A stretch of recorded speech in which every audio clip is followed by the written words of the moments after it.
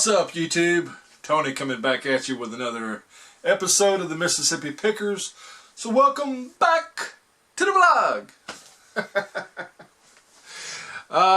Let's see. The whole reason for this video is just to let you know what I'm up to. As you can tell from the beginning of this video, I bought a new camera. And it's not a new camera. It is an old camera. It's a new to me camera, I should say. This is the Nikon D5100. Some people say Nikon, some people say Nikon. Whatever you say, it's one of those. One of those. Anyway, this is the D5100. It is a semi-professional camera, and it's got a semi-professional lens with a semi-professional user attached to it. The reason I bought this camera was because of stuff like stuff like this. And I know you can't see that too well. Let me see if I can point this up a little bit so you can see the whole thing. The problem is, and I think on the video the color actually comes out correctly, but I mean, looking through the view screen, it still looks, this looks blue. But now on the video it's probably purple, but and it's supposed to be purple. That's the problem. When I take still photographs with my current camera, which is a Leica, I don't know how you pronounce it, L-E-I-C-A. It's a Leica Velux 3. It's a decent camera, 12 megapixel camera. But the problem is, with the Velux, or the Leica, these colors, I can't get these to come out purple. Now, it's not just purple, it's other colors as well. Greens don't come out exactly right. Reds don't come out exactly right. And no amount of editing that I can do will make that happen. So, I need a new camera. Now, I bought this camera because of the still shots. It's terrible for video. It's a $300 camera today. When it first came out in 2011, 2012, it was a $900 to $1,100 camera. It was, you know, a pretty good price on it, but still not, you know, not as much as some other cameras for the day. And this camera doesn't have great video quality, and I think that's what has kind of held the price down on these. But the thing is about still photographs, when it comes to still photographs, this is a beast. This thing comes out with perfect colors every single time. And to illustrate that, I'm going to throw up a photograph here, and there's not going to be any music or any talking or anything. It's just because I'm not going to do any post-editing on this. It's just a photograph. So there'll be a little silence for just a minute, and then I'll be right back. But just look on the left, there'll be the Leica, however how you say it, photograph, and then on the right will be, well, I don't know, depending on, it may be reversed on your screen, I don't know. But either way, you'll see I put the names of what camera took what picture. It's a side-by-side view of the same, of this particular shirt. And if you see on the Leica, whatever, you can see that the highlights look blue, and they're supposed to be purple. I could go into a program like you like Lightbox or some post-production type thing like that, Photoshop. I don't want to do that. That's way too much work for just to get the pictures correct. I just want to take the photograph, upload it on my computer, upload it to eBay, and be done with it. And that's it. That's what this Nikon, whatever you say, 5100 does. And I don't have to do any work after I take the photograph. All I have to do is just upload it to eBay. Done. One and done. That's it. That's why I bought it. So even though it's an older DSLR, it is a fantastic DSLR for doing what I want to do. Still photographs, taking pictures of things like this, getting the photographs deadly accurate. And it takes beautiful pictures. That's what I wanted. So, that's it. I bought the thing just to take eBay pictures, if you can believe that. But yeah, here, let me turn this thing back down here. There we go. All right. So anyway, that's pretty much it. I just wanted to show you my new toy that I bought. I've been wanting a new camera forever. I can't afford to buy one of the newest ones. Those things are like $1,000, $2,000, for a really good DSLR in today's world. I mean, you can get, one under that, maybe $500–600. It's a little better than the one I've got. Thing about it is, this one takes better photographs than some of the newer ones. So I'm looking through all these reviews, people talking, everybody says the same thing on this particular camera. Perfect colors, which is all I needed. I just needed a camera to give me perfect colors. And that's what this Nikon D5100 does for me. That's why I bought it. But anyway, to get back to the point, I'm going to show you the picture right now. Boom.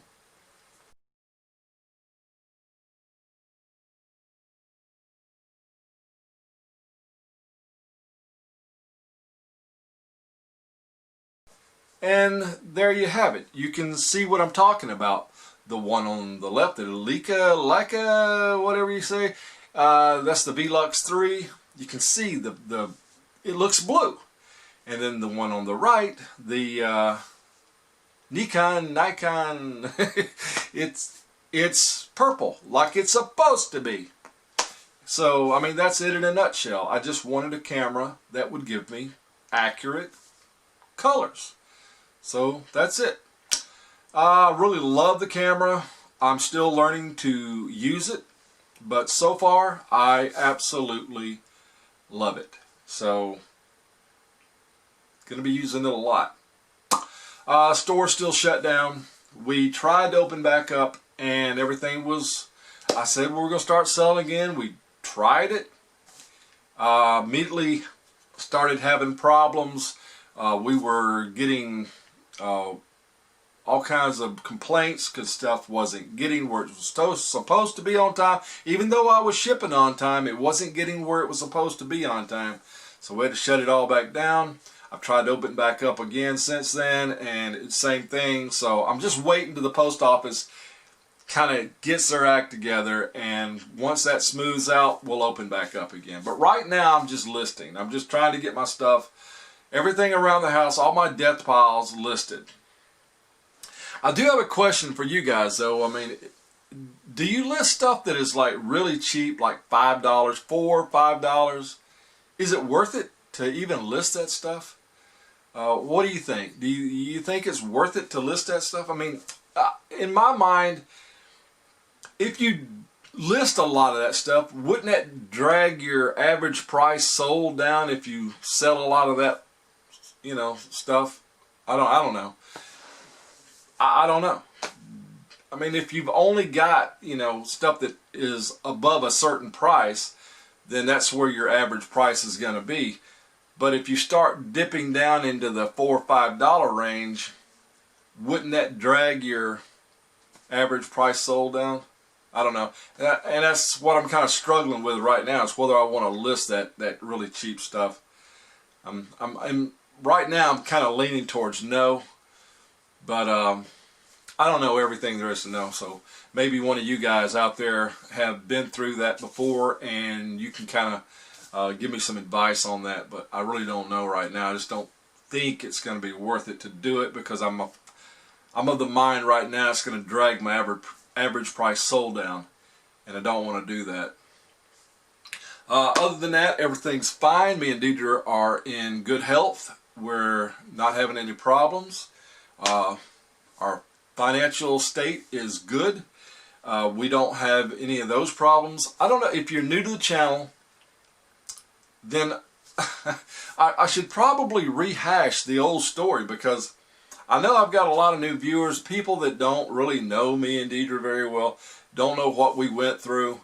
I had some old videos. I deleted the whole series because it was a lot of the stuff was, some information I was putting out was just wrong, but we were still learning at the time.